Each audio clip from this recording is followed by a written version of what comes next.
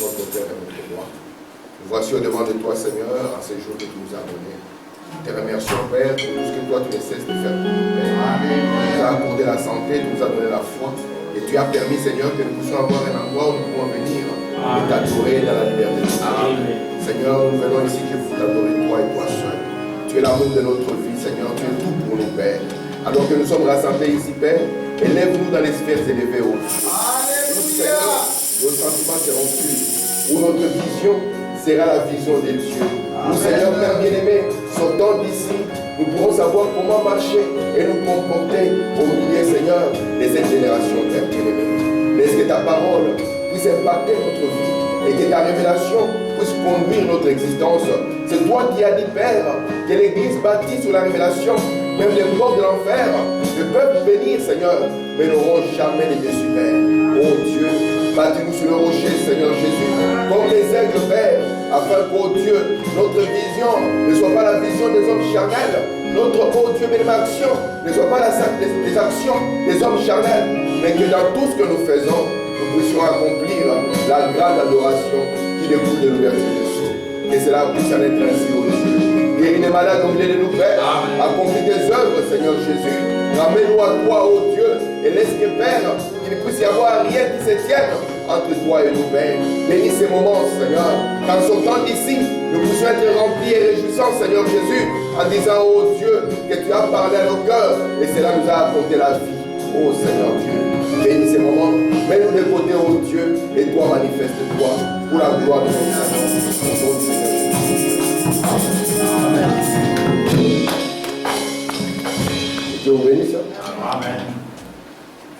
Nous allons lire dans la parole de Dieu. Je vais lire avec vous dans Apocalypse chapitre 5. Et je vais prendre une traduction à laquelle on n'est pas habitué. Je vais prendre la traduction de Osterwald, qui est de 1744. Nous allons lire, j'ai aimé ce qu'il a écrit.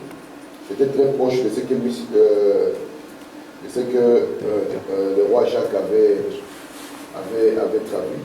Comme on a dit, la meilleure traduction de la Bible, c'est le roi Jacques. Amen. C'est pour ça que j'aime une traduction qui se rapproche du roi Jacques.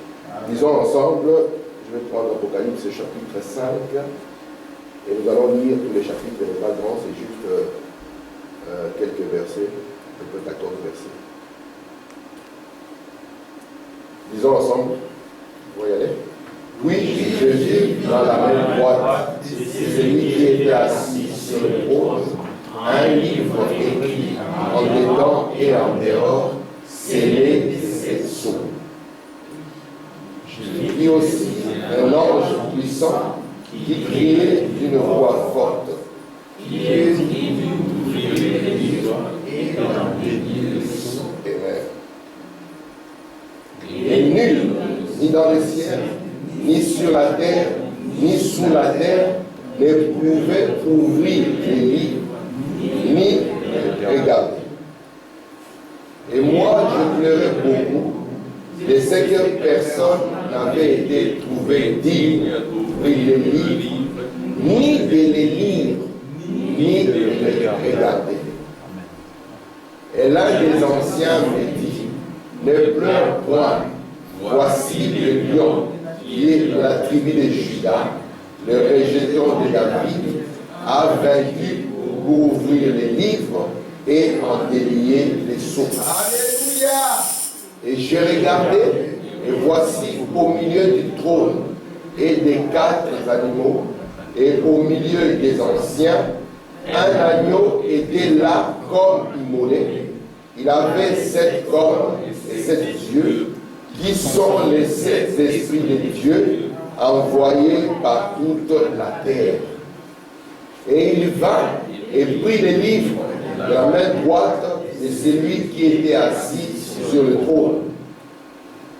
Et quand il eut pris les livres, les 4 animaux et les 24 anciens se prosternèrent devant l'agneau, ayant chacun des harpes et des coupes d'or, pleines de parfums, lesquels sont les prières des saints. Et il chantait un cantique nouveau, disant, tu es digne de prendre les livres, d'en ouvrir les sceaux car tu as été immolé et tu nous as rachetés à Dieu par ton sang de toute tribu, de toute langue, de tout peuple et de toute nation. Et tu nous as fait roi et sacrificateur à notre Dieu, et nous régnerons sur la terre. Oui, je regardais et j'ai entendu la voix autour du trône et des animaux et des anciens, et leur nombre était de plusieurs millions. Il disait à haute voix, l'agneau qui a été immolé est digne de recevoir puissance et richesse et sagesse et force et honneur et gloire et louange. J'entendis aussi toutes les créatures qui sont dans le ciel, sur la terre et sous la terre et dans la mer, et toutes les choses qui y sont, qui disaient à celui qui est assis sur le trône et à l'agneau, soit la louange et l'honneur et la gloire et la force au siècle des siècles. Le dernier verset. Et les 4 animaux disaient Amen. Les 24 anciens se prosternèrent et adorèrent celui qui vit au siècle des siècles. Amen. Que Dieu soit béni et que Dieu ajoute des bénédictions avec sa parole. Amen. Nous pouvons nous asseoir. Je vous salue tous au nom du Seigneur Jésus. J'espère que tout le monde va bien. Amen. Nous remercions le Seigneur pour la santé qu'il nous donne, n'est-ce pas? Amen. Vous savez, la santé, c'est une grâce de Dieu. Même les gens les plus riches, ils vous diront qu'il n'y a rien de plus grand que la santé. Et quand Dieu nous accorde la santé physique et spirituelle, nous devons savoir exprimer notre reconnaissance. Amen. Comme vous le savez, nous sommes en train de parler de notre livre d'Apocalypse. Et je voulais que vous puissiez comprendre le pourquoi nous apportons ces choses dans ce sens. Vous voyez, Apocalypse chapitre 5. Lorsque Jean a vu cette scène, il a vu qu'il y avait un livre et que ce livre était scellé de 7 sceaux. J'ai aimé quelque chose qu'Osterwald a ajouté. Il a dit personne ne pouvait l'ouvrir. Parce que dans les traditions que nous avons, on dit souvent qu'il ne pouvait l'ouvrir ni les regarder. Mais Osterwald a ajouté quelque chose que King James a toujours. Personne ne pouvait l'ouvrir, virgule, les lire, ni le regarder. Amen. C'est pour cela que Dieu avait dit heureux, c'est lui qui lit. Et c'est là qui entendent les paroles du livre. Et Branham nous dit, lorsque l'agneau prend les livres, parce que c'est lui et lui seul qui est digne de prendre les livres. Amen. Et Frère Branham dit, qui est l'agneau? Il dit, c'est Christ et son Église. Amen. Amen. C'est à eux que ce mystère est réservé. Est-ce que ça va? Lorsqu'il prend le livre et qu'il enrôle les sceaux, Amen, pour rendre les livres accessibles au peuple prédestiné, Branham dit, ce qui en suit, c'est que cela plonge les gens dans l'adoration. C'est pour ça qu'on dit que tout ce qui était au ciel et sur la terre devait adorer. Et Branham dit, c'est toute la famille au ciel et toute la famille sur la terre. Il dit, vous êtes la famille céleste qui se trouve sur la terre et qui ne porte qu'un seul nom, le nom Jésus-Christ. Amen. Amen. Donc la véritable adoration, vous ne pouvez jamais la voir avant que l'agneau puisse prendre le sceau et l'ouvrir. Cela va vous plonger dans la vraie adoration. Parce que nous sommes dans un âge où les gens adorent n'importe quoi. Mais Jésus avait dit les vrais adorateurs. Amen. Ça ne sera ni à Jérusalem ni à cette montagne, mais après l'ouverture de sceau, quelque chose leur arrivera. Amen. Est-ce que vous êtes là? Amen. Merci Seigneur. C'est ce sceau qui rend notre message différent des autres. Amen. Si on nous enlève le sceau, nous devenons automatiquement des pentecôtistes tels qu'ils sont. Amen. Amen. Est-ce que vous êtes là? Amen. Si les pentecôtistes, on leur enlève un peu les manifestations de l'esprit, ils deviennent automatiquement les méthodistes. Amen. Amen. Et si aux méthodistes, on enlève la sanctification, ils deviennent des baptistes. Et si aux baptistes, on enlève la justification, nous voici retournés à l'église catholique. Amen. C'est pour ça qu'aujourd'hui, avec l'ouverture de sceaux, nous ne sommes pas des pentecôtistes, nous ne sommes pas des wesleyens, nous ne sommes pas des baptistes non plus. Mais nous sommes le peuple qui a été appelé à entrer dans l'adoration de l'agneau roi. Amen. Est-ce que ça va? Merci. Regardez ici. Faut va nous dire ceci. Je suis en train d'introduire, je dis, je vais ramener l'esprit du livre d'Apocalypse sur vous. Je suis ici dans le message, montre-nous le Père, et cela nous suffit. Lorsque vous voyez le Père, cela vous suffit. Oh, madame dit, personne ne peut voir le Père. Mais il dit, lorsque vous voyez la parole, vous avez vu Dieu le Père. Amen. Regardez. Ça, c'est l'écrit des personnes avancées en âge. Si seulement je pouvais trouver Dieu. Vous voyez, c'est qui? Amen. Parce que quand un homme est avancé à l'âge, il a fait tout ce qu'on pouvait faire. Amen. Et il arrive maintenant à la fin. Il se dit maintenant, qu'est-ce que je dois trouver? Et Branham dit, l'écrit c'est si je pouvais trouver Dieu. Et je continue. Dans tous les âges, les gens naissent, pourquoi? Dans tous les âges, les gens naissent pour adorer. Écoutez, vous adorerez quelque chose. Ça sera peut-être votre enfant. Amen.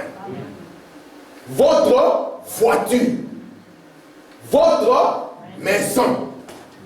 Votre travail. Il y a des gens, s'il arrive au boulot, lui dit le travail est fini, il pense que sa vie aussi est finie. Amen. Quand Sabena est tombé en faillite, il y a eu beaucoup de suicides. Vous comprenez ça? Branham dit que lorsque l'homme vient sur la terre, il vient dans un but, c'est pour adorer. Amen. Mais comme vous êtes fait pour adorer, alors vous devez adorer quelque chose. Ça sera soit votre enfant. Amen, c'est mon enfant. C'est un bébé roi. C'est lui qui dicte la loi à la maison. C'est par lui, c'est par sa température que les parents vivent. Regardez, ça sera peut-être votre voiture. Quand vous dormez au milieu de l'eau, vous réveillez, vous dites, ah, ma voiture. Vous courez, vous l'essuyez, vous y mettez tout le cœur. Amen. Si votre voiture se cogne un tout petit peu, vous devenez malade. Ah, mon Dieu! Ça sera peut-être votre maison. Vous regardez, oh Seigneur, quelle belle maison. Amen. Ou là, ce sera peut-être votre travail. Oh, moi j'ai trouvé le boulot à la commission, c'est bien. Mais cela n'est pas le but de votre adoration. Amen. Il faut madame dire, peut-être même votre église. Amen. Amen. Mais Fatine, qu'est-ce que tu veux? Je veux que vous veniez à l'église, mais que vous n'adoriez pas l'église. Faut madame dire, cela ne marchera pas. Amen. Cela ne va pas satisfaire votre être intérieur. Il dit, ce n'est pas l'église que nous adorons. Amen. Nous adorons Dieu. Amen. Donc Dieu nous a placés sur la terre afin que nous puissions l'adorer. Amen. Or, sans l'ouverture de la parole, comment allons-nous le faire? Amen. Amen. Je continue. Dans qui est ce paragraphe 45? Maintenant, remarquez, il créa l'homme, n'est-ce pas? Et celui-ci tomba. Merci Seigneur. On ne peut pas parler de la rédemption s'il n'y a pas eu de chute. Pour nous, nous allons dire pourquoi il y a eu la chute. Si quand vous êtes malade, amen, si vous êtes tout le temps en santé, vous n'aurez jamais à apprécier la santé. Mais le jour où vous tomberez malade, c'est le jour-là vous allez apprécier ce que c'est la santé. Amen. Frère, madame dit, vous ne pouvez pas aimer Dieu si premièrement vous n'avez pas connu une vie de chaos. Mais lorsque Dieu vient vous tirer d'une vie de chaos, là vous pouvez dire j'apprécie le Seigneur. Amen. Parce que sans le Seigneur, regardez ce que serait ma finalité. Vous n'êtes pas différent de ceux qui sont dans la rue. Non. C'est simplement la miséricorde de Dieu qui venant nous tire à lui. Et c'est cela qui apporte la différence. Alléluia. Dieu a créé l'homme et l'homme est tombé. Amen. Faut dire maintenant, souvenez-vous-en. Comme c'est opportun. Non, allez-y, merci. Il créa l'homme et celui-ci tomba. Il est donc descendu. Il faut vraiment dire, quand les anges sont tombés, Dieu n'est pas descendu. Amen. Mais quand l'homme est tombé, le Fils créé à son image et à sa ressemblance. Il faut vraiment dire, Adam n'était pas tombé dans son âme. Il est tombé dans sa chair. Amen. Et quand le Fils est tombé, Dieu a dit, ici, ça ne peut pas demander un envoyé spécial. Il faut que je descende moi-même. Il faut vraiment dire, et il est descendu à racheter l'homme. Pourquoi? Parce que lorsque nous parlons de saut, nous parlons du rachat de l'homme, n'est-ce pas? Amen. Il faut dire, il a racheté pourquoi? Il a racheté parce que Dieu aime être adoré. Amen. Amen. Parce que quand, avant la chute, Frère Branham me dit, il venait vers eux sous la forme de la colonne de feu. Et Adam et Ève s'agenouillaient pour adorer. Vous allez lire la citation là-bas. Amen. Et il leur disait, mes enfants, est-ce que vous allez bien? Et la chute a amené Adam dans une fausse adoration.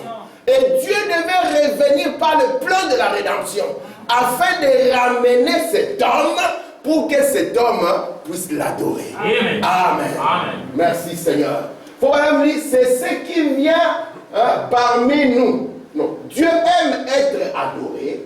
Le mot même Dieu, vous voyez comment il est écrit? Il n'est pas écrit en majuscule. Il est écrit en minuscule. Parce que tout peut être Dieu. Dieu signifie objet d'adoration. En d'autres termes, c'est que vous aimez le plus. Vous comprenez? La personne qui a la première place, c'est ça votre Dieu. Et l'église peut prendre la première place. Votre travail peut prendre la première place. Est-ce que vous êtes là? Amen. Vos enfants peuvent prendre la première place. Toutes choses peuvent prendre la première place. Mais ici, quand Dieu descend, c'est pour que vous puissiez adorer le seul et le véritable Dieu. Amen. Merci Seigneur. Il faut vraiment dire, c'est ce qui vient parmi nous sous forme d'une colonne de feu. Amen. Comme quelque chose qui change quoi? Qui change le cœur. Amen. Au lieu d'adorer le travail, cette chose est venue vers nous, à changer notre cœur. Amen. Même si au travail on te dit, choisis entre la parole et le travail, tu choisis la parole. Et on dit, mais comment tu vas vivre? Tu dis, papa, ce n'est pas le travail qui est mon Dieu. Amen. Il y a un Dieu au-dessus de tout. Amen. Amen.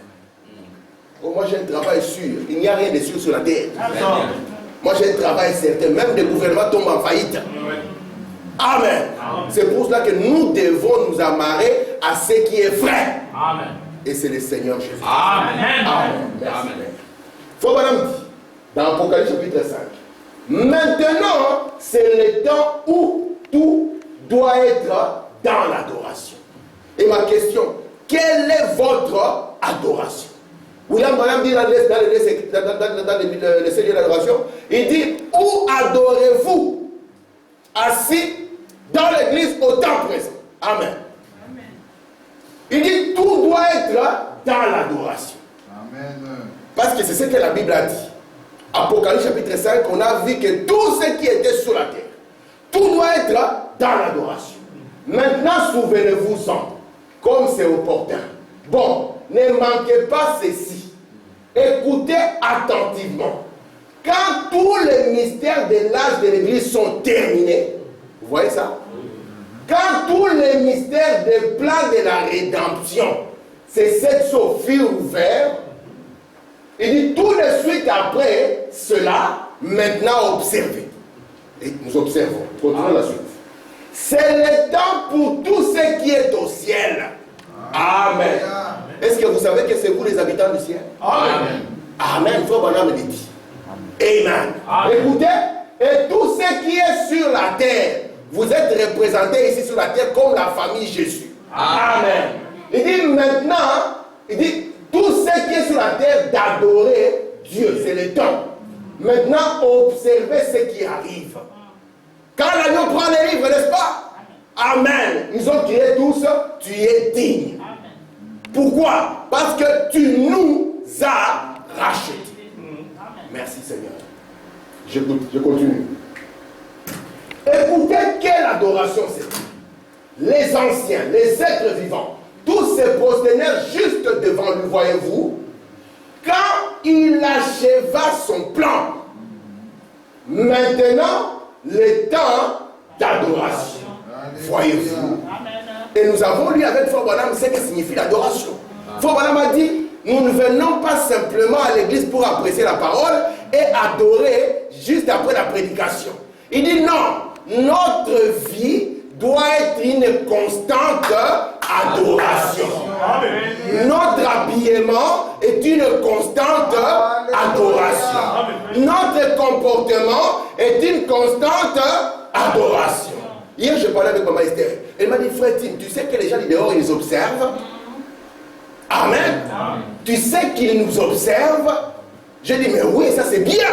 Pourquoi Frère Branham me dit que la foi sans les œuvres est une foi morte. Et il dit, Dieu lui ne regarde pas à vos œuvres. Dieu lui regarde à votre foi. Amen. Mais les gens autour, ils ne peuvent pas voir votre foi. Ils vont voir vos œuvres parce que les œuvres rendent témoignage de votre foi. Amen. Il y a des religions que j'ai observées de ma femme, moi, même si c'est la seule religion qui reste, ça je n'entre pas. Parce que je ne comprends pas comment tout un peuple peut être perverti comme ça. Amen. J'ai dit, moi, si c'est la seule religion qui reste, j'accepte. Je deviens anti. Amen. Parce que vous devez recevoir l'impact de la parole qui est venue vers vous. Amen. Quand les sons étaient ouverts, Branham était devenu Jésus-Christ. Amen. Toute sa vie ne reflétait que Jésus. Amen. Jusqu'au point où les frères voulaient même l'adorer. Pourquoi? Parce qu'il avait reçu l'impact de la révélation de la parole. Moïse, quand il est descendu de la montagne, qu'est-ce qui s'est passé? L'impact de la révélation a fait que le visage de Moïse a commencé à briller. Moïse a exprimé Dieu. Frère Branham dit qu'il était devenu le Dieu vivant pour Israël. Amen. Et les sceaux, quand ils s'ouvrent, ils ont un impact sur un peuple. Amen. Je le crois de tout mon cœur. Amen. Amen. Parce que ça va les amener à aimer Dieu plus que tout. Amen. Ils vont l'adorer dans chaque instant de leur vie.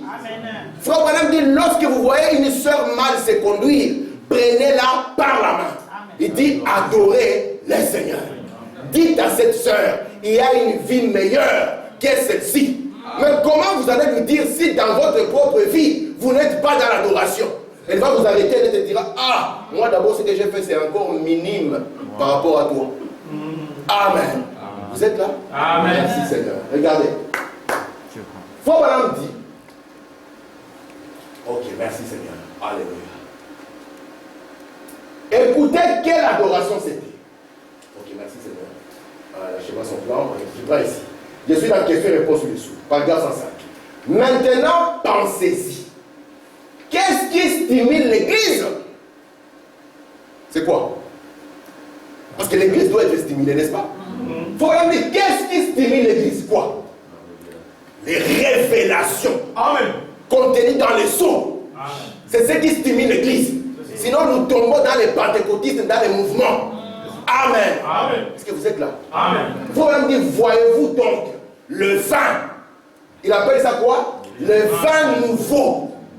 Vous l'avez dit, maintenant observez l'huile et le vin. Vous vous souvenez de l'écriture? On ne fera pas du mal à l'huile et au vin. Il faut même dire, l'huile et au vin allaient de pair lors du sacrifice. Écoutez, voilà, ils allaient de pair dans l'adoration de l'église. Oh, merci Seigneur. Ce n'est pas une adoration par hasard. C'est une adoration qui exige l'huile et le vin. Sinon, l'église n'est pas stimulée. Est-ce que ça va? Amen. Merci Seigneur. Regardez ici. Merci Seigneur, je pas ici. Dans le paragraphe 106. Vous qui avez une concordance, regardez et vous verrez toute une liste de versets où l'huile et le vin étaient associés dans l'adoration. Amen. Amen. Je continue.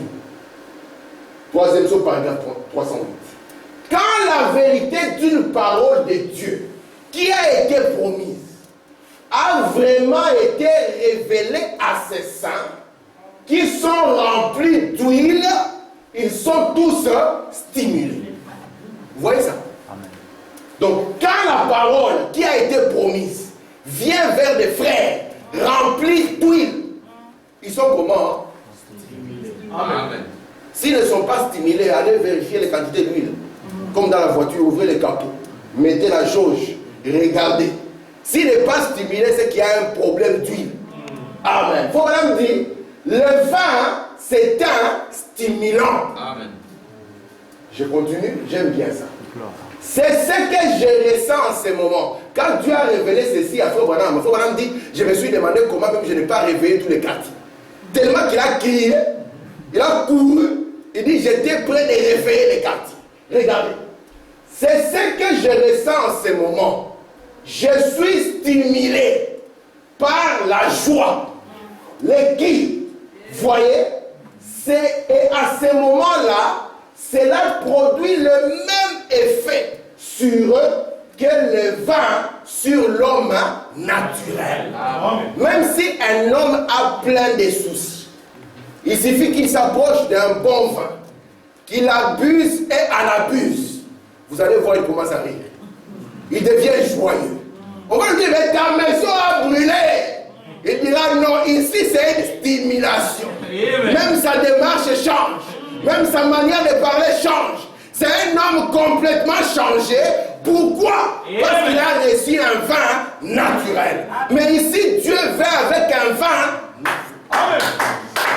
Amen. Pour qu'il y ait une adoration. Et Paul dit, c'est la joie de l'éternel, le cri de Dieu. Pourquoi? Parce qu'on a compris ce que Dieu a fait. Amen. Merci Seigneur. Amen. Je continue. Maintenant, comme l'huile, c'était le symbole de quoi? Du Saint-Esprit. Amen. Ensuite, nous avons vu que l'huile et le vin sont associés dans l'adoration. Ils sont toujours associés dans l'adoration. C'est pour ça que le sceau, si le Saint-Esprit n'est pas associé, il n'y aura pas l'adoration. Il y aura la confusion. Amen. C'est pour ça que Branham vient. Il dit, fils, je dois vous prendre du baptême du Saint-Esprit jusqu'au Saint-Esprit lui-même. Et quand les sceaux sont ouverts, cela stimule votre existence. De même manière que le vin stimule ou change la vie d'un ivrogne. Vous l'avez déjà vu? Quand il boit, moi je dis, mais il est ivre, il devait arrêter. Non. C'est quand il devient ivre qu'il sent maintenant que le vin devient bon. Là, si vous ne l'arrêtez pas, il ne va pas s'arrêter. Il plonge tellement dans cela. C'est une adoration parfaite. Il est dans une joie totale. Il ne veut plus quitter ce monde. Il a quitté le monde des problèmes. Il est parti dans un monde de refuge. Amen. Et Dieu a fait la même chose pour son peuple. Alléluia. Est-ce que ça va? Amen. Merci Seigneur. Regardez, on continue. 4e sur paragraphe 50. Probablement dit ceci. Le vin. J'ai dit, c'est ce qui me fait, que le vin symbolise la puissance. C'était la puissance de la stimulation par la révélation. Impossible si vous n'avez pas de l'huile. Ça va vous passer par-dessus la tête. Amen. Regardez, voyez. Ce qui se passe quand quelque chose a été révélé. Voilà, ça apporte la stimulation chez le croyant. Amen. Parce que c'est donné par révélation. Amen. Amen. C'est quelque chose que Dieu a dit. C'est un Mystère. Amen. Les gens ne peuvent pas le comprendre. Amen. Les Trump, les Poutine, dans les réunions, ils ne savent pas qu'ils sont en train de préparer simplement une 3e guerre mondiale. Ils ne savent pas ça. Amen. Ils vont se dire, nous faisons des accords, quand on tourne les dos, qu'est-ce qui se passe? On tourne les dos, un même signe de contre-accord. Amen. M. Trump a dit à Erdogan, il lui a dit ceci, tu es obligé de choisir nos armes. Tu ne prendras pas les armes des Russes. Si tu prends les armes des Russes, ça signifie que tu cherches la bagarre avec nous. Vous comprenez ça? Erdogan, qu'est-ce qu'il a fait? Il est parti chez Poutine. Il a signé un accord pour qu'on donne les armes. Gardez ça à l'esprit, je vous lirai ce que Frère Branham dit sur la Turquie et ce qu'il dit sur la Russie. Et vous serez très étonnés. Alléluia. Amen. Je continue. Frère Branham dit, c'est ce qui se passe quand quelque chose a été révélé. Ça apporte la stimulation chez le croyant. Parce que ça a été donné par révélation. C'est quelque chose que Dieu a dit. C'est un mystère. Les gens ne peuvent pas le comprendre, voyez-vous. Vous ne pouvez pas comprendre quelqu'un qui a bu. Quel est ton nom? Il a même un nom nouveau. Il balance quelque chose. Mais toi, tu dois marcher comme les autres hommes. Non, lui, il marche dans une autre cadence. Parfois, il est tellement joyeux qu'il tombe, même ses blesses, elle ne les sent pas. Nous, on a eu un monsieur qui travaillait chez nous. Un jour, il avait tellement bu, il s'est blessé. Et quand un homme a bu, ça coule beaucoup. Et puis, le lendemain, il s'est réveillé, il a trouvé que, oh, je suis blessé. On lui a dit, mais tu ne sais pas? Il dit non. Mais tu es tombé ici, mais je ne m'en souviens plus. Il était dans une autre sphère. Amen. Regardez, c'est quelque chose que Dieu a dit, c'est un mystère. Les gens ne peuvent pas le comprendre. Amen. Voyez-vous? Et au bout d'un certain temps, Dieu descend. Et il les révèle. Pas seulement qu'il les révèle, puis le confirme. Amen. Ce message a été donné comme révélation et Dieu l'a confirmé. Amen. Amen. Par une colonne de feu et par une nuée de gloire. Amen. Est-ce que ça va? Amen. Merci Seigneur. Eh bien, il faut voir dans le 6e paragraphe 322. Les plans de la rédemption qui stimulent nos cœurs, tout entier repose sous ses sceaux. Les livres comment? Les livres tout entiers. Il faut voir où est-ce que tu dis ça? Est-ce que c'est biblique? Alléluia. N'est-ce pas? Est-ce que c'est biblique? Mais nous l'avons lu, vous n'avez pas fait attention. C'est biblique, regardez. Puis je vis dans la main droite de celui qui était assis sur le trône un livre. Écrit en dedans. Et quoi? Vous voyez le plan entier. Vous comprenez? Regardez. J'ai vu un ange puissant qui criait d'une voix forte, qui est digne d'ouvrir les livres et d'en rompre les sceaux. C'est pour ça que Branham vient vous dire ici que le plan entier de la rédemption tout entier repose sous ces sceaux. Les livres tout entiers. Et vous regardez, c'est les livres qui étaient entièrement scellés de ces sceaux. De sorte que personne ne pouvait l'ouvrir, le lire, ni même le regarder. Est-ce que ça va? Amen. Merci Seigneur. Regardez la suite. Personne dans le ciel, ni sur la terre, ni sous la terre. Ça, c'est pas un petit événement, non? Est-ce que c'est un petit événement? Non. On cherche quelqu'un dans le ciel, personne. Maintenant, il était où? On descend sur la terre, personne. On se dit, c'est pas. On descend même sous la terre. Ne peut ouvrir les livres, les lire, ni les regarder. Maintenant, qu'est-ce que les gens font? J'ai pleuré beaucoup. Est-ce qu'il a pleuré un tout petit peu? C'était seulement un petit pleur comme ça. Non, il a pleuré énormément. Il dit, j'ai pleuré comment? Beaucoup. Pourquoi? De ce que personne ne fut trouvé digne d'ouvrir les livres, ni de les regarder. Merci. Regardez, voyez avec moi. Maintenant, regardez-moi la lumière. Quand ces sceaux vont s'ouvrir, les sceaux, parce que les livres entiers, vous vous souvenez, le plan entier repose sous les sceaux. C'est le livre entier qui est scellé de cette sceaux. D'accord? Amen. Alors, quand les sceaux vont s'ouvrir, cela va nous montrer. Parce que lorsque nous parlons du livre, Frère Branham dit, ce n'était pas un livre sous ces formats-ci. Ça, c'est un format moderne des livres. Les livres à l'époque ancienne, moi, comme à l'époque du Seigneur Jésus, étaient plutôt en forme de rouleau. Vous voyez? Et comme ils étaient en forme de rouleau, vous pouvez voir un rouleau, mais quand on ne voulait pas qu'on puisse accéder à ce qui était dans le rouleau, on mettait les seaux. Donc, ça avait comme cette lien qui liait le rouleau. Et vous ne pouviez pas voir ni accéder à ce qu'il y avait dans le rouleau. Amen. Amen. Et maintenant, quand les 7 seaux, les 7 rouleaux sont ouverts, nous allons accéder au plan de la rédemption. Et ici, j'en ai mis 3 essentiels pour que vous puissiez avancer avec moi. J'ai mis le plan des âges, j'ai mis le plan des trompettes et j'ai mis le plan du groupe. Est-ce que ça va? Amen. Maintenant, souvenez-vous que j'avais pris mon temps. Pour faire quoi? J'avais pris mon temps pour placer la ligne de temps. Vous vous souvenez de ça? Oui. J'ai dit, les âges de l'église ont commencé en quelle année? Les âges de l'église? En 53. À combien? Alors 53, soyez avec moi mes frères. Ça fait beaucoup d'années que nous sommes dessus quand même là. Sinon, nous passons à autre chose. 53. Je vais placer toutes les années et je vais vous montrer où nous en sommes. Parce que j'ai vu que le marqueur commence à s'allumer. Donc ici, je prends 170. Après 170, 312. Après 312, les cœurs de Frère Branham, 606. Après 606, 1520. Après 1520, 1750. Et après 1750, je vais mettre ça en vert.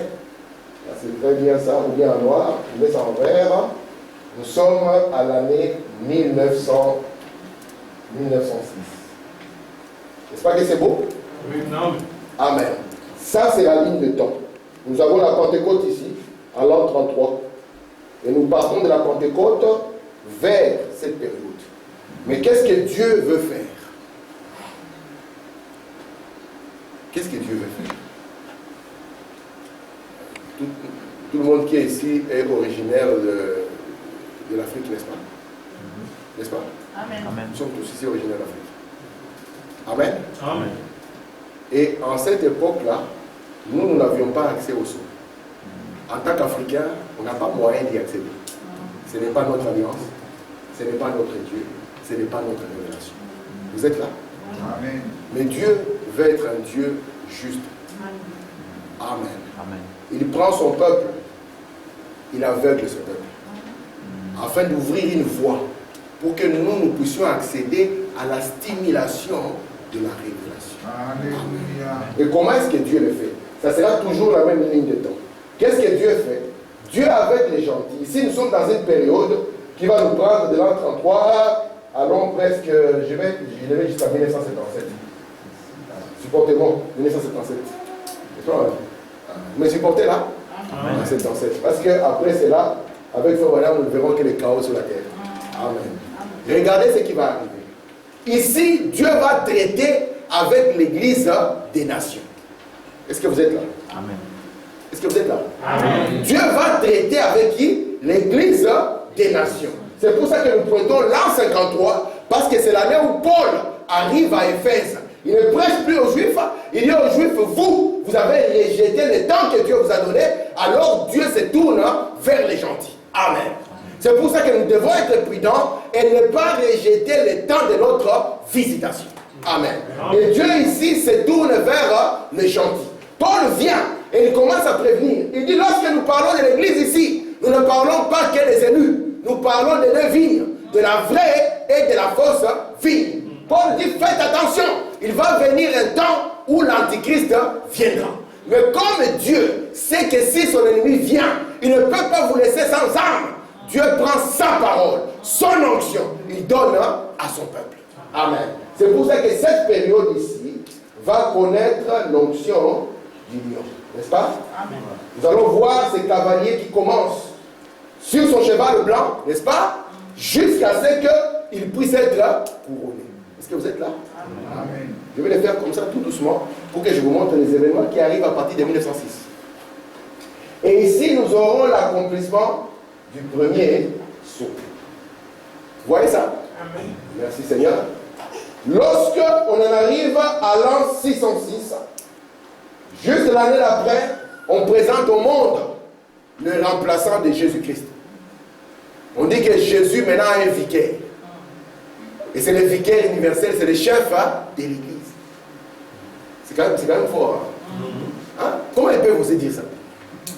C'est le chef de l'Église. Oh. La Bible nous a dit que c'était Jésus-Christ qui était le chef de l'Église. Et c'est pour ça qu'on n'a pas peur de dire que c'est le remplaçant de Jésus. Et Branham nous montre que, comme l'Église dans cette période ici, s'était mariée à l'État, ici il a le plein pouvoir. Il a le pouvoir politique et le pouvoir religieux. Et il instaure la terreur. Mais qu'est-ce que Dieu fait? Il prend son peuple. Il leur donne l'onction du vous. Vous êtes là? Dans cette période, vous pouvez voir ça presque 1000 ans. Il faut vraiment appeler ça le millénium catholique. Et nous sommes en face des Jésus. Est-ce que ça va? Amen. Amen. Alors, je continue ici. Lorsque la vérité est presque finie, c'est pour cela que sachez une chose. Si vous êtes un fils de Dieu, même quand vous arrivez presque à la fin, Jésus entrera toujours en scène. Amen. Lorsque la vérité était presque terminée, Dieu est entré en scène. Il a pris un de ses fils, l'a envoyé, exactement comme Moïse était envoyé chez Pharaon. Amen. Et là, il a lu, il a compris par le livre que le juste vivra par la foi. En 1521, on l'a chassé. Et lui-même, il a dit, c'est la terminée. Et 1520 montre l'occasion où Luther se sépare de cette église et ouvre le grand mouvement qu'on a appelé le protestantisme. Amen. Amen. Vous comprenez ça? Amen. Dieu va utiliser Luther et il va utiliser Wesley durant cette période parce que quand Luther va venir, il vous dira simplement, sachez que c'est la foi qui sauve. Mais lorsque Dieu dit que c'est la foi qui sauve, Dieu ne veut pas simplement que vous vous limitiez là. Il veut que vous puissiez croire que vous êtes sauvés par la foi, mais que vous puissiez vivre aussi comme des gens qui sont sauvés. C'est ce que Luther et Wesley nous ont amené. Amen. Wesley a insisté. Il a dit, mes frères, vous devez être saints parce que Dieu aime la pureté. Dieu aime la sainteté. Amen. Toute personne qui vous dira le contraire n'est pas dans le programme de Dieu. Amen. Amen. Dieu ne peut pas mettre son esprit dans un vase qui est sale, dit Frère Branham. Il faut d'abord que le vase soit nettoyé pour que le Saint-Esprit de Dieu puisse entrer. Sinon, le Saint-Esprit n'entrera pas malgré que vous soyez un enfant appelé. Amen. Amen. Vous êtes là? Amen. Dieu veut voir son esprit en vous. Mais cela exige la sainteté. Vous êtes un jeune, vous êtes saint. C'est possible. Vous êtes un jeune, vous êtes pur. C'est possible. Pour que Dieu puisse prendre son esprit et le poser en vous. Vous êtes là? Amen. Alors regardez ici. Nous avons ici le frère Martin Luther qui vient et le frère John Wesley qui vient. Et durant cette période, Dieu va amener l'onction de l'homme. Est-ce que ça va jusque là? Amen. Donc, et nous sommes ici en face du troisième sceau. Est-ce que ça vous va? Amen. Amen. Mais une fois que le peuple a été justifié, le peuple a été sanctifié, Dieu doit venir par une touche de l'esprit. Amen. Et c'est pour cela qu'en 1906, Dieu descend par une touche de l'esprit. Est-ce que vous êtes là? Qu'est-ce que Dieu fait? Il amène les dons de l'esprit de retour dans l'église. Pourquoi? Parce qu'il a trouvé des vases disposés, purifiés, qui attendaient que le Saint-Esprit entre en scène. Amen. Amen. Merci Seigneur. Maintenant nous sommes en 1909. Je vais maintenant faire quoi? Je vais rapprocher tout ça ici. Je commence en 1909. En 1906, je vais dire.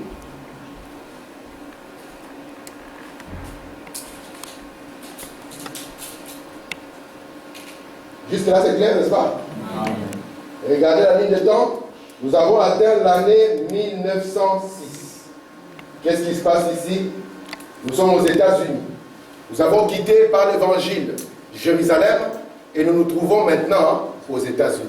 Exactement ce que Jésus avait dit. Comme l'éclair part de l'Orient et se montre en Occident. Donc notre marche nous a pris de l'Est jusqu'à l'Ouest. C'est pour ça, attachons-nous à ces messages. Les gens du dehors ne connaissent pas ça. Ils attendent Jésus dans les villes sans aucune évidence. Ils pensent parce qu'ils disent Jésus que Jésus est dans l'affaire. Jésus n'est pas dans leur affaire il y a longtemps. Alléluia. Je ne vous mens pas. C'est vrai. Ils chantent des choses qu'ils ne maîtrisent pas. Ils sont comme ça dans les villes. Ils pensent que Dieu, il conduit son plan par un hasard. Ils pensent qu'un jour, il y aura une trompette qui sonnera. Ils ne connaissent rien de tout ça. Attachons-nous au prophète. Cela stimulera notre vie. Alléluia. Amen. Amen. Les regards n'est plus à l'est, nos regards sont arrivés maintenant à l'ouest. Qu'est-ce que nous constatons? Les Saint-Esprit descendent. Des frères parlent en langue. Amen. Ils prophétisent. Ils ont des visions. Les choses qui étaient écrites dans la Bible sont des retours dans l'église. Mais Dieu sait que ce n'est pas encore la restauration. Amen. Et ici, les frères d'Assouza, ils crient, Seigneur, envoie-nous Élie. Parce qu'ils savent que la restauration ne peut pas venir sans Élie. Même les Juifs le savaient. Ils disent, n'est-ce pas qu'Élie doit venir premièrement et faire quoi? Et restaurer toutes choses. Amen. C'est pour ça que quand F. Bossoff a vu William Branham, il a dit, jeune homme, tu as la réponse aux prières. Amen. Et c'est pour ça qu'il a dit, je vais mettre tout pour que ce ministère puisse aller de l'avant. C'était un ancien différent. Ce n'était pas un ancien Chakazoulou. Il voulait donner de l'ampleur à ce ministère parce qu'il savait que c'était la réponse aux prières des saints. Amen. 1906, le Saint-Esprit descend. 3 ans plus tard, ce réveil tombe. Mais quand ce réveil tombe, nous sommes en 1909. Mais souvenez-vous qu'en 1906, un jeune homme rencontre une jeune fille. On dirait que c'est anodin, mais c'est le programme de Dieu. Amen. Il dit, j'ai regardé dans la vision. Amen. Il dit, j'ai vu ma mère, elle était jeune. Et j'ai regardé, c'était l'année où ma mère était devenue l'épouse de mon père. C'était en 1906. Amen. Amen. 3 ans plus tard, la colonne de feu. Oh, merci Seigneur. Frère Madame dit, qui vient vers nous sous la forme de la colonne de feu et qui change nos cœurs. L'église ne l'avait plus jamais vu. Amen. Cette colonne de feu retourne de nouveau. Elle retourne non pas dans une grande église, non messieurs. Elle fait exactement comme à Bethléem, elle va dans une cabane. Amen. Parce qu'il y a un bébé qui est là. Amen.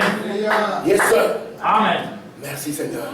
Parce que Frère Madame dit, quand ce don est arrivé à Bethléem, chaque 2000 ans, Dieu permet à l'honneur de cet homme que les étoiles se croisent dans les cieux. Amen. Et quand les étoiles se croisent dans les cieux, c'est que Dieu est en train d'accomplir quelque chose. Il vous envoie un autre don. Amen. Afin que ce don puisse vous faire du bien. Souvenez-vous que la rédemption a 2 phases. Dans la première phase, nous étions à l'Orient, n'est-ce pas mes frères? Dans cette seconde phase, nous sommes au coucher du soleil. Amen. Est-ce que ça va? Amen. Merci Seigneur, je me sens très bien. Alléluia. Parce que je parle des choses éternelles. Amen. Amen. Si vous avez une maison, vous serez content pendant un temps. Et puis vous allez adorer la maison du voisin. Amen. Mais nous voulons entrer dans une adoration continuelle. Amen. Celle qui donne la pleine satisfaction. Et celle qui vous garde complètement connecté à Dieu. Amen. Merci Seigneur. Quand vous êtes un jeune homme, vous écoutez la musique, vous dites c'est musicien, c'est le meilleur.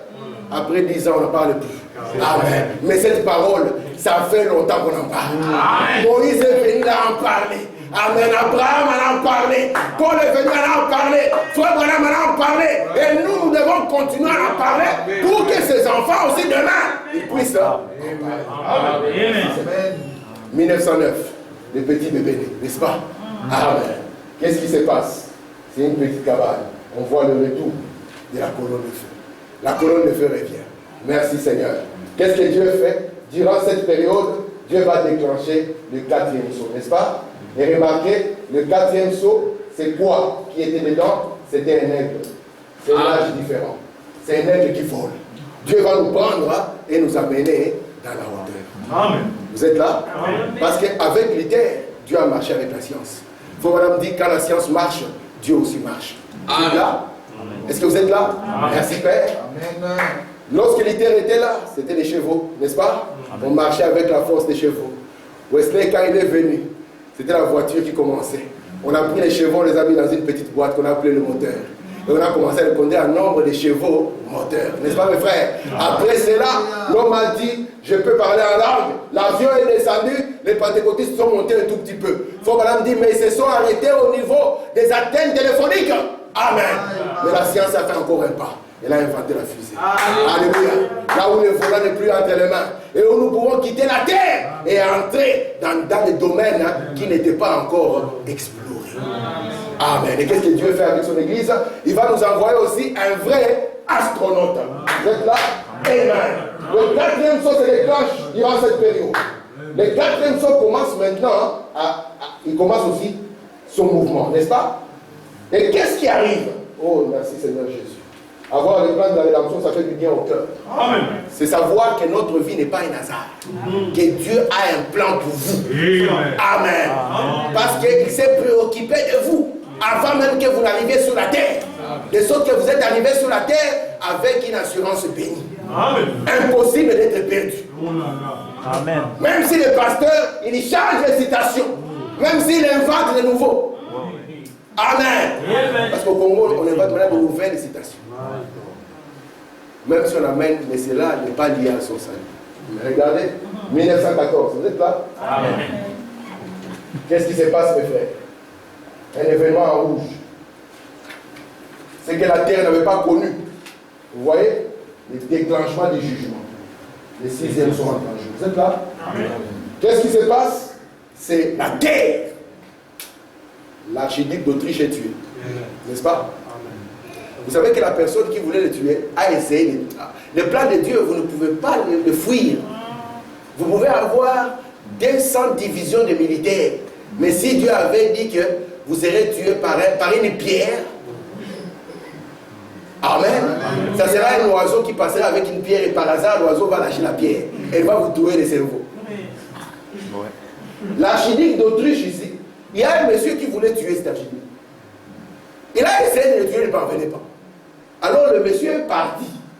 Il savait que la mission a échoué. Mais là où il est parti, comme il n'y a point de hasard, je ne sais pas ce qui arrive. Malheureusement, il s'agit de la vie d'un homme. Le chauffeur de l'archiduc est passé par là, il s'est arrêté là. C'est comme ça qu'il a saisi encore l'opportunité pour accomplir son forfait. Donc votre sécurité n'est pas dans les mains des gardes. Non. Les gardes, c'est juste pour vous donner encore plus de foi et conscientiser votre cœur. Mais la Bible dit, si Dieu les garde, qui va garder? Amen. Même fermer la porte à clé, ça ne garantit pas que le voleur ne va pas entrer. C'est juste pour que votre foi puisse monter. Vraiment là, je me sens bien. Il ne vous est jamais arrivé de dormir en ayant oublié la porte? Moi, plusieurs fois, ça m'est arrivé. Plusieurs fois, ça m'est arrivé. Amen. C'est quand on ferme. Hein? Maintenant, parfois, quand on a une petite foi, on doit avoir plusieurs verrous.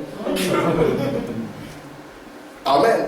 Et parfois, ça peut être difficile même de quitter la maison s'il y a un danger maintenant à l'intérieur. Mais c'est Dieu qui garde. Amen. Alors, mettons notre foi en Dieu.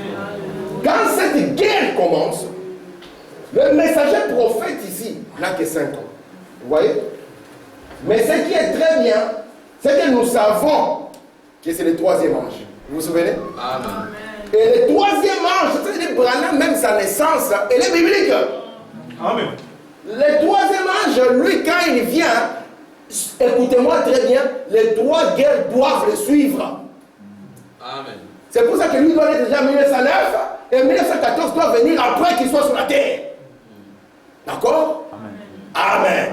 Ce n'est pas que lui, il vient et une guerre est passée, lui, il vient après, non. Ça, ce sont nos amis d'aujourd'hui. Mais ce troisième ange, quand il vient, il y a 3 guerres qui doivent le suivre. Il faut même le premier, nous avons eu les 3 malheurs. Le premier malheur, c'est ici, dans la première guerre mondiale. Le monde entre en guerre. Il faut même dire, ceci serait la guerre de la destruction. Et jusqu'aujourd'hui, on l'appelle la grandeur. Et c'est passé même en Belgique, vous savez. Et c'est passé même au Congo. Renseignez-vous, vous verrez. Les Allemands et les Belges se sont battus au Congo. Et les Belges sont très fiers de dire qu'ils ont battu les Allemands. Mais eux, ils avaient les Congolais. C'est les Congolais qui sont battus pour eux. Amen. Regardez maintenant. Le 6e saut s'ouvre. Quand le 6e saut s'ouvre, qu'est-ce qui se passe? Vous devez savoir que ce saut, le 6e, n'a rien à voir avec l'épouse de Jésus-Christ. Amen. Parce que c'est le saut du jugement. Or, Jésus avait dit, celui qui croit en moi ne viendra pas en jugement. Il faut maintenant dire, il ne passera pas par la tribulation. Ça, c'est le saut qui devait déclencher la tribulation sur la terre. Mais lorsque Dieu regarde ce saut, il comprend que, oh, mais je ne peux pas déclencher cette tribulation et la destruction totale alors que je n'ai pas encore fini mon programme. Vous comprenez ça? Amen. Et en 1918, vous voyez, qu'est-ce qui se passe? La guerre s'arrête. Vous voyez? Vous vous souvenez de ça? Amen. L'écrit qui avait dit arrêtez les vents. Amen. N'est-ce pas? Amen. Je suis presque à la fin. Hein? Est-ce que ça va? Amen. C'est très important que je puisse répéter ceci. C'est très très capital. Pour que je vous donne l'image au complet. Ça va jusque-là, non? Amen. L'image est au complet, non? Dieu arrête les vents. Il arrête pour quel but? Pour que Malachie 4 puisse avoir la possibilité de continuer son ministère afin d'appeler les ouvriers de la 11e heure. Et Dieu aussi regarde. En 1914, Israël n'est pas encore dans sa terre. Et pourtant, Dieu avait promis qu'il doit ramener Israël dans sa terre. Il a promis dans Ézéchiel 37, dans plusieurs écritures. Il a dit, je vous prendrai de partout et je vous donnerai la terre d'Israël. Vous comprenez ça? Amen. Et Dieu comprend, non. Si j'arrête ici, le programme sera incomplet. Vous êtes là? Amen. Amen. Et ici, remarquez maintenant, il faut même dire, Dieu commence à permettre, 1919, que le mouvement pentecôtiste puisse commencer à s'étendre. Pour que cela soit la porte ouverte au message de Frère Branham. Est-ce que vous voyez ça? Amen. Alors, la guerre est arrêtée en 1918. Mais le 6e saut commence à parcourir. Regardez maintenant le parcours que j'aime. Nous allons voir le parcours de Ruth et le parcours de Naomi. N'est-ce pas? Alléluia. Parce que Ruth et Naomi, ils doivent retourner ensemble. N'est-ce pas? Ruth, elle est là. Ruth, elle va marcher sous le 4e saut. Vous voyez ça? Et Naomi, qui est la vieille église juive, elle va marcher sous le 6e saut. Vous voyez? Il va y avoir une période depuis 1914 où les deux sauts vont commencer à aller comme ça. Amen. Ruth sous le 4e saut, Naomi sous le 6e saut. Et c'est là où Branham va vous dire. Il dit, souvenez-vous, Apocalypse chapitre 7. Il dit, Apocalypse chapitre 7, ce sont les événements qui appellent Israël. Et ces événements vont se passer entre le 6e et le 7e saut. Vous vous souvenez? Il dit, c'est là où il faut placer quoi? Les trompettes. Parce que Naomi vient sous la fête des trompettes, tandis que Ruth, elle vient sous la fête de quoi? De la Pentecôte. Vous vous souvenez? Est-ce que ça va jusque-là? Amen. Amen. C'est pour ça que pour vous, vous devez avoir la Pentecôte. Amen. La Pentecôte, c'est notre fête. Amen. Amen. C'est ce qui fait que quand la stimulation va venir, nous serons remplis de l'huile. Alors, le vin nouveau aura un impact. Amen. Est-ce que ça va? Amen. Jusque-là, ça va? Amen. Donc maintenant, nous sommes en 1914. Je vous ai dit, souvenez-vous, le 6e saut. Le 6e saut, c'est quoi? Merci Seigneur. Le 4e saut, il n'y a pas de problème. Le 6e saut est compliqué. Il faut qu'on l'appelle le saut de la rédemption. Le 6e saut. Le 6e saut, c'est la fin du monde. Fin du monde. Le 6e saut, c'est quoi? Le 6e saut, c'est le jugement. Vous voyez ça? Amen. Et le 6e saut, c'est quoi? Le 6e saut, c'est Apocalypse. Parce que nous avons les 3 parties, n'est-ce pas? Apocalypse 1, Apocalypse 4 Il s'agit des âges de l'Église. Apocalypse 4, Apocalypse 19. Amen. Il s'agit d'Israël. Et Apocalypse 19, Apocalypse 29, il s'agit d'Israël et de l'Église. Maintenant, le 6e sceau, c'est cette partie ici. C'est pour ça que dans le 6e sceau, vous allez voir quoi? Les trompettes, les sceaux, les coupes et tout ça, les 3 malheurs, la femme dans le soleil, etc. etc. Est-ce que ça va? Amen. Oh, merci Seigneur Jésus. Regardez mes frères. Maintenant, quand le 6e sceau se déclenche, il y a 3 malheurs qui doivent arriver. 1914, nous avons quoi? Le premier malheur. Vous vous souvenez de ce premier malheur? Amen. C'était quoi? La première guerre mondiale. Je vous ai dit que dans les 3 malheurs, nous avons le premier malheur ici, le deuxième malheur ici, le 3e malheur qui est là. Si vous regardez dans votre Bible, vous verrez que le premier malheur est connecté aux 5 premières trompettes. Vous êtes là? Le deuxième malheur, je vais vous le montrer dans la Bible, est connecté à la 6e trompette. Laissons la 7e trompette tranquille, n'est-ce pas? Concentrons-nous d'abord ici. Vous voyez ça? Le premier malheur, les 5 premières trompettes. Je vais vous le montrer vite rapidement dans la Bible, avant que je ne puisse finir. On va prendre notre Bible. Je vais prendre Apocalypse, chapitre... Ok, je vais prendre chapitre 9.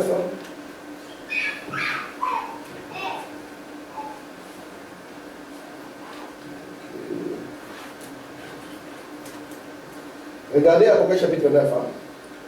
Vous voyez ce qui est projeté? Il est écrit quoi? Le 5e ange sonna de la trompette. Donc si nous commençons dans Apocalypse chapitre 8, verset 2, vous allez voir le premier ange qui sonne la trompette. D'accord? De manière que ça continue. Première trompette, deuxième trompette. Les 4 premières trompettes sont dans le chapitre 8. D'accord? La 5e trompette est ici, dans le chapitre 9, verset 1er. Vous voyez ça? Le 5e ange sonna de la trompette. Vous voyez, c'est la 5e, hein? La 5e? Vous êtes fatigué? Non. Ok, regardez maintenant. Le 5e ange sonna de la trompette, il va donner les événements qui arrivent. Comment le puits de la Bible va être ouvert. Nous avons vu que c'est une étoile qui était tombée du ciel, n'est-ce pas? Et qu'il y avait les sauterelles qui vont venir. On va voir ce que ça amène. Regardez là où je vais aller. Je vais aller directement ici, au verset 12. Parce que là on va montrer les noms. Elles avaient au-dessus d'elles un roi, l'ange de l'abîme, appelé en hébreu Abaddon, et dont le nom en grec est Apollyon. Regardez maintenant, exterminateur. Regardez ici. Directement, quand vous arrivez au verset 12, on vous dit quoi? Le premier malheur est passé. Vous voyez? Voici, il vient encore 2 autres malheurs. C'est là où je vous dis que les 5 premières trompettes sont liées au premier malheur. Vous voyez ça? Tandis que la 6e trompette est liée au 2e malheur. Est-ce que ça va? Amen. Regardez maintenant ce qui se passe, mes frères. Quelques événements ici. 1914, nous sommes là. Le 4e saut est en train de se passer ici. Le 6e saut est ici. Remarquez, 1918, la guerre s'arrête. Branham, qu'est-ce qui se passe dans son ministère? Alléluia. Branham arrive vers l'année 1929, 1930. Branham, il donne sa vie au Seigneur. Vous comprenez ça? Amen. Amen. 1933, Branham commence à baptiser. Vous êtes là? Qu'est-ce qui se passe? Nous sommes à quelle année? Qu'est-ce qui se passe? Ici, il y a un homme que Dieu va oindre dans le domaine spirituel et un autre que Dieu va oindre dans le domaine physique, naturel. C'est Adolf Hitler. Vous voyez? Adolf Hitler, il a enseigné. Très bien. Bon. Mais Branham, là, Dieu lui dit, je t'envoie avec un message. Vous êtes là? Amen. Mais Hitler est suscité pour une raison.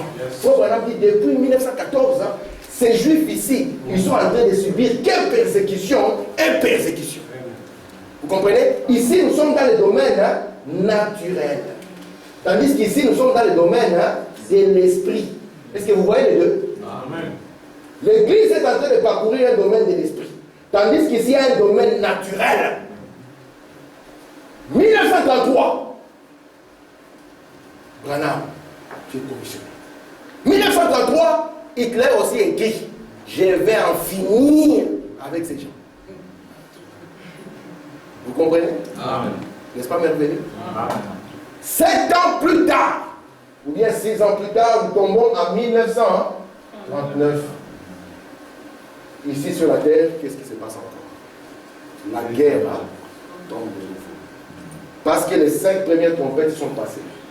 Maintenant, Frère Branham me dit ici, ça sera la 6e trompette qui va venir. Vous voyez?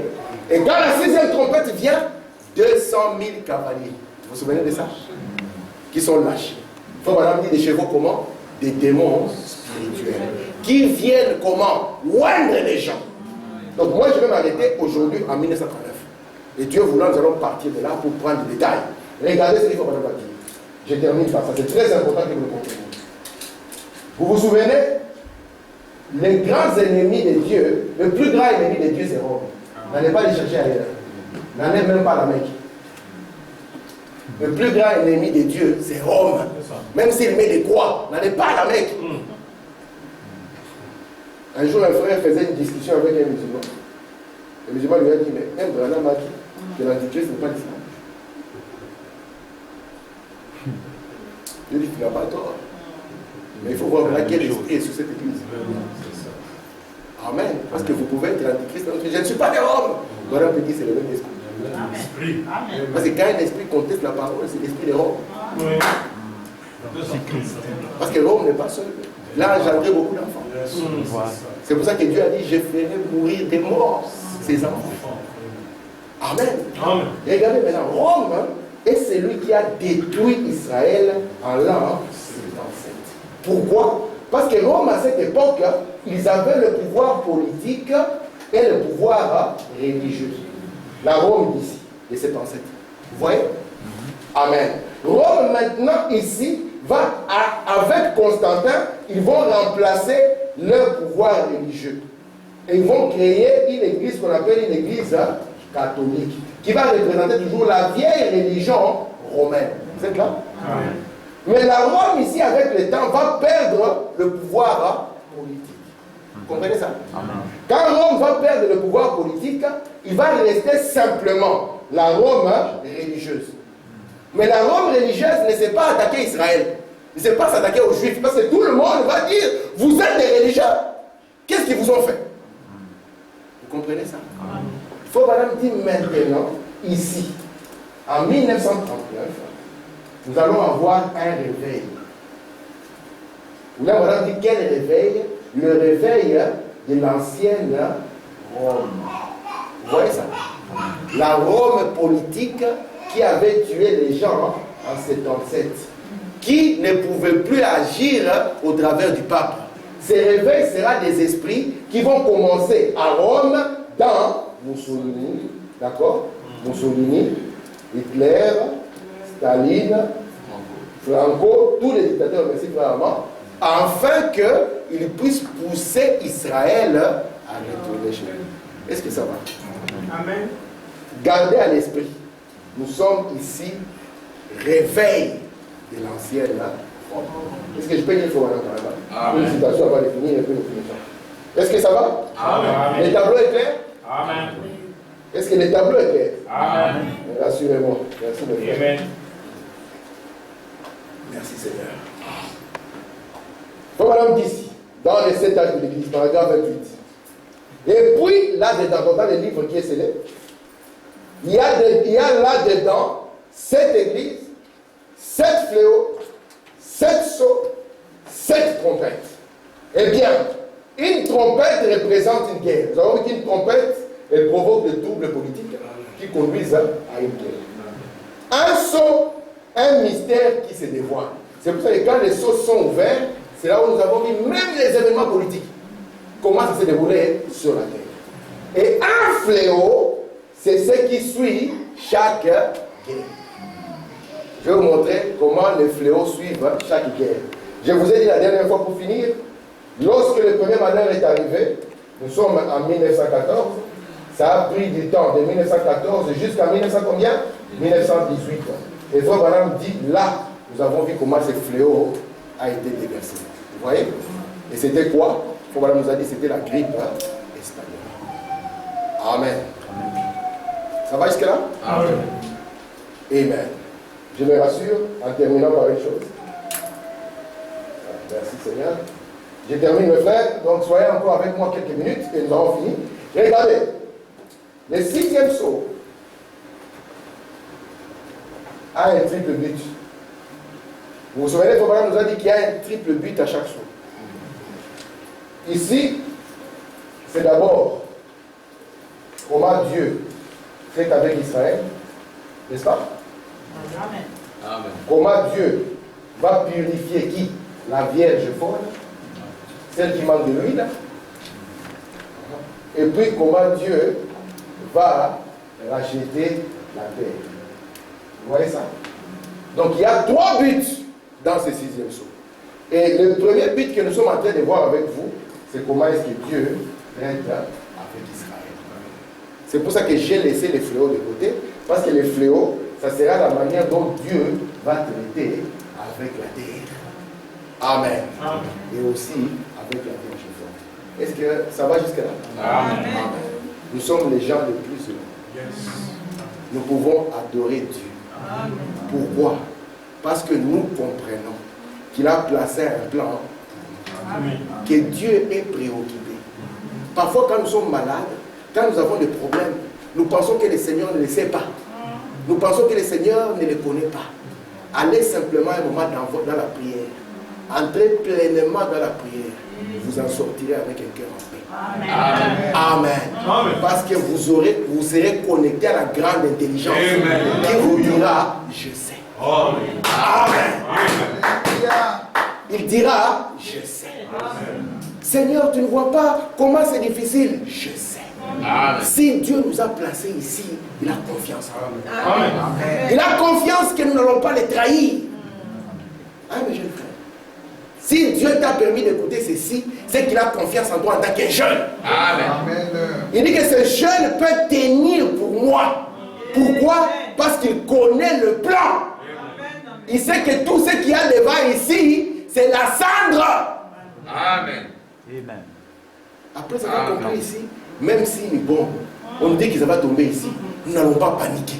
Amen. Non, messieurs, parce que nous sommes conscients que sur la terre, il n'y a pas de cité permanente. Amen. On a construit des bunkers. Qui les a testés? Amen. Amen. William Branham dit le nom de Jésus, véritable bunker. Amen.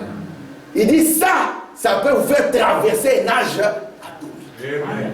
Mais si nous n'avons pas la révélation, nous sommes la proie à cet âge atomique. Amen.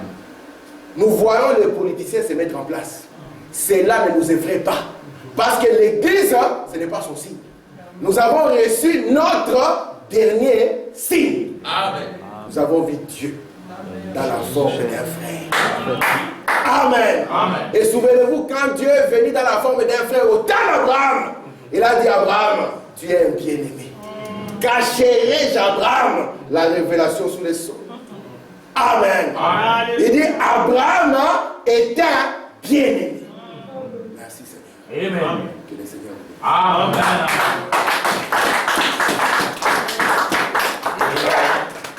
Merci Seigneur. Amen. Nous allons nous mettre debout. Merci mon Dieu.